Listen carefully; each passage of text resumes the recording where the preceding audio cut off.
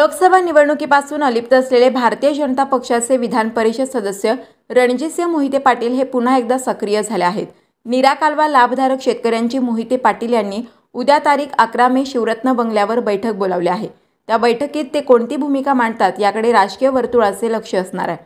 माढा लोकसभा मतदारसंघातून निवडणूक लढवण्यासाठी इच्छुक असलेले धैर्यशील मोहिते पाटील यांना डावलून भाजपने विद्यमान खासदार रणजितसिंह नाईक निंबाळकर यांना तिकीट दिले होते।